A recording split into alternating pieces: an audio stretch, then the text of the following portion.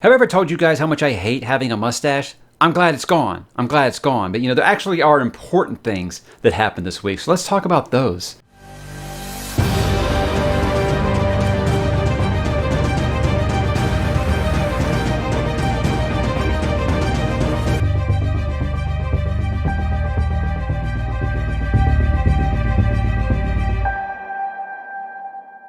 Hey, what's up, bookworms? Mike back with another weekly update as we say goodbye to September and hello to Fright Fest. But let's wrap up that last week of September as we roll into October here. And let's begin as usual by talking about what am I reading, guys. I did finish reading, where is it? A Time of Blood by John Gwynne. I know that I've gone on and on this channel about John Gwynne, but oh my god, this guy is 6 for 6, guys. You've got to get to the Banished Lands. It is great stuff. I think you're going to enjoy it quite a bit. I am also continuing the read-along on the channel, which is Saints Blood. This is book number 3 of the Greatcoats, and I'm about, I don't know, chapter 30-something. I think what's different about this book is it's a lot of smaller chapters. I feel like the other books had some longer chapters, unless this has more chapters, but they're shorter. It's much like a John Gwynne, 8 to 10 page chapters and stuff like that. But they all seem to end on a cliffhanger, so you're already getting a lot of the one more chapter, and that's a good thing in my mind. But I am happy to report that if you've liked the first 2 books, you're going to like this one. It's different enough that it keeps it fresh, and it's got those 3 guys together that I love so much when they're together, and it just seems like Castell is getting better with each and every book, and I'm excited to see where it goes. As far as the rest of what I've been reading this week, I started reading those preview chapters that Tor.com is putting out for the Stormlight archive. And I'm not going to talk about those, don't worry. I'm current except for the one that was released on Tuesday. I didn't read that one yet, but I read the rest of them. I'll go ahead and tell you up front. I've liked all the chapters except one, and the one chapter I didn't like, no, it's not Lift. She has been in it. It's not that. It's just there's one character who happens to be the flashback character for this book I'm just not into yet. So I'm just thinking maybe I don't find that character as interesting as Sanderson does. But I know Sanderson, he'll find a way to make me give a damn, right? But I did want to take the opportunity here to mention the pre-order special that Sanderson is doing with a lot of smaller bookstores. If you go on Tor and just look for a virtual event, it's Brandon Sanderson for Rhythm of War. And it's a deal where if you pre-order the book from somewhere, you get the book, it's signed, it's stamped, and you get some unnamed swag. It doesn't matter what it is. But it's mostly through smaller bookstores. And this is my opportunity to say, I'm not paid to say this or anything. This is just something that I truly believe. This is an opportunity for you to support your smaller bookstores. Look, Amazon's going to be fine through what's going on right now, right? Amazon will be fine. I like ordering my books from Amazon too, because I don't even have to get on pajamas and it'll show up the next day, right? I get that. But some of these smaller bookstores, they aren't going to make it without help from people like you. So it's up to us to try to help some of those smaller bookstores if you have the opportunity. It has numerous locations and stuff all around the country that is doing this deal, and you get to have a virtual live stream on release night with Brandon Sanderson where it would be treated just like it is a book signing. So I think it's worth it for that alone, but again, you're helping the smaller community and you're helping small bookstores not disappear. And I don't know about you guys, I love shopping online for books, but I love going to bookstores even more, and I don't want them to disappear. I don't want them all to just be Barnes & Noble who's still charging cover price for their books, you know? I would like their smaller mom and pop shops, smaller independently run places. I ordered mine from a place in Houston called Murder by the Book. It's a great place where he's actually come to sign books in the past. So I bought the last 2 Stormlight books from there, so I'm happy to order from them again. So again, I encourage you to do that if you can. I'll drop a link below if you want to try to drop in and see where some of those bookstores might be closer to you, because I really, really implore you to do that. Now let's talk about what am I going to read. Obviously, I'm going to finish Saints Blood. Then it's kind of like a light channel read-along. That's the official channel read-along. The unofficial read-along for the month of October is Weave World by Mr. Clive Barker. I've talked about it plenty of times, I think, before. But if you want to join us, hop in the Discord. The link is in the description below. I think the second week of October is when we're kind of, about a week from today is when people are planning to do this. And I think right now it's only $4 in the States. It's only $4 on Kindle right now. So I'll link that below as well if you want to join us. It's going to be my first foray into Mr. Clive Barker. It's always, I always hear, hey, you're such a big Stephen King fan. Why didn't you read Clive Barker? I'm like, well, because he's not Stephen King. But again, I get why people ask that. And speaking of Stephen King, right after I finish Weave World, it'll be my first reading of Eyes of the Dragon by Mr. King. This is one that I have actually skipped in the past for reasons I talked about in my Dark Tower video. If you don't know, I was very disappointed with how Dark Tower ended, so I did not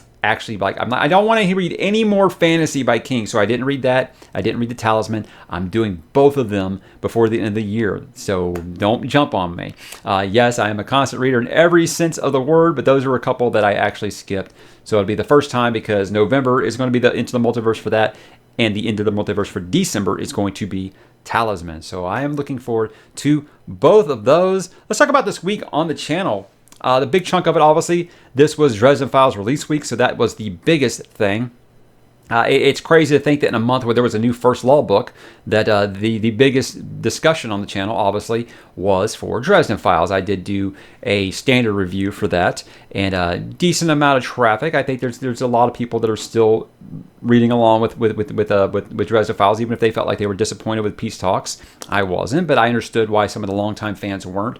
I'm still a noob with this series, guys, so a lot of the things that bothered people didn't really bother me about Peace Talks, because I said, let's wait and see if he sticks the landing, because this was basically a two-part story. And did he stick the landing? Well, watch that video and find out. And if you read the book, check out the spoiler talk video I did, because there's a lot of interesting conversation. And this is the first time where I feel like I'm current enough with the rest of readers out there that I can actually get into some of these theories that people have. And it's kind of really exciting for me as a Dresden fan now. Yeah, it sucks I gotta wait with everybody else now, but it's still really exciting to be able to talk about things that I don't know the answer to. And I know it's going to seem like, oh, poor you got to read the book early.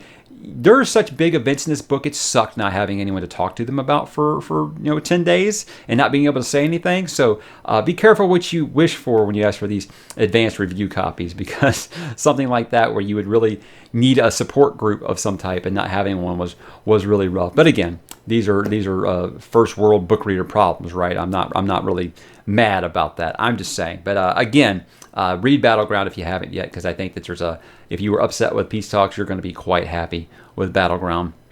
What else? We did a review for Night Shadow, much like I talked about in my Stormlight videos, where each one of those kind of got lower and lower as it went along. It's kind of going to probably be like that too, because I don't feel like enough people have read this series, but that's part of the read along, so I want to make sure that I review all those. I was like, okay, look, not that many people were reading along. I mean, there's a decent number. It's not like the Malazan read along or something like that, but there's a decent amount of people where I was like, okay, I'm going to kind of do a shorter review for Night Shadow, because I don't have like a ton of new stuff to say, and then I talk for like 25 minutes. So guys, you could say, hey, talk about this coffee mug for 20 minutes, and I could probably do it after people whine about it saying Astros on it. If anybody's in Minnesota, hey, what's up? Anyhow, and we did our announcement for Fright Fest, the schedule announcement. That I've been talking about Fright Fest forever on this channel, so we finally did the announcement for it. And what that is just all the videos I'm going to be doing this month. There's going to be 16 horror videos dropping in the month of October. I'll still be doing the weekly update each week. Obviously, those won't be necessarily horror themed, but I will also be doing my my book haul eventually, and a wrap up for September, just to kind of break up the monotony there a little bit.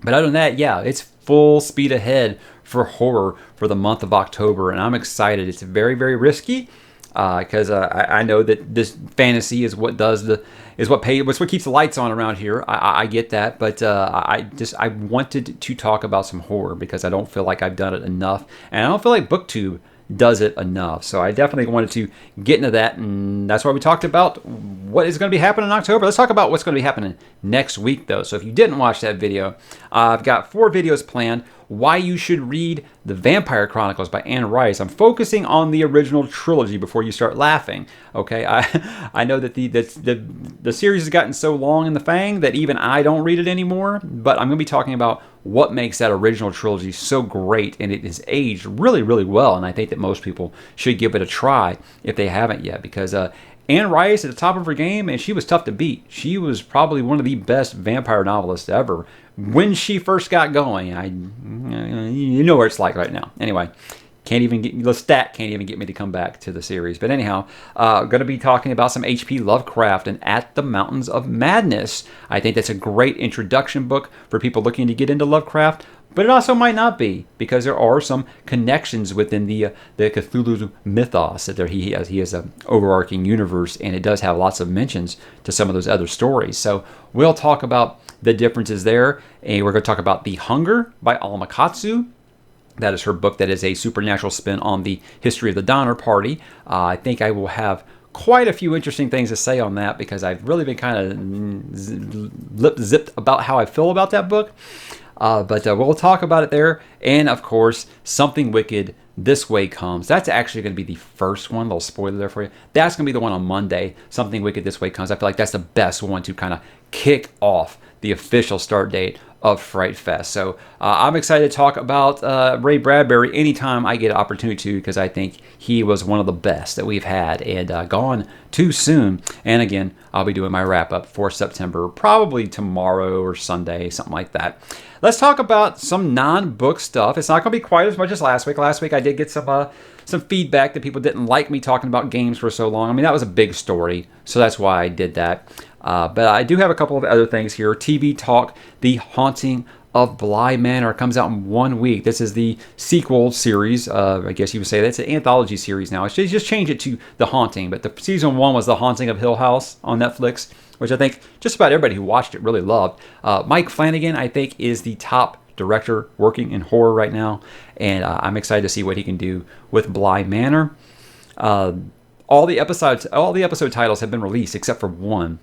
There was like a really cool title card for each episode. It's really, really gothic, scary looking photos. But one of the episodes has like the name of the episode just like dashed out. And I don't know if that's on purpose or not, or if it's a big spoiler for what's going to happen in the series. But 9 episodes. Cannot wait. We'll be watching that probably that first weekend when it's available, because season 1 was so good. I watched it twice. I watched it once, and I told my wife how great it was that I made her watch it, and I watched it again with her. So I can't wait. Mike Flanagan is excellent. If you haven't given him a chance yet, do it. There's the big one, though.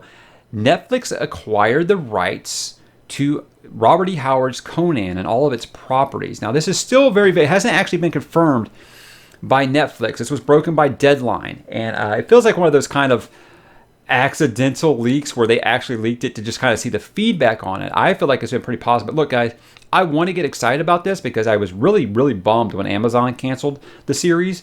And what I said was, look, Amazon, if you aren't going to use it, please let someone else have it to do it. So apparently they did. They let Netflix get the rights now. And there's basically, if you read that article, it looks like there's some feelers out there where they're saying that they want to see if they can kind of make this a connected universe, with like Solomon Kane, with like Call the Conqueror, with like Red Sonja, things like that. This universe is ripe for that. But here's the thing.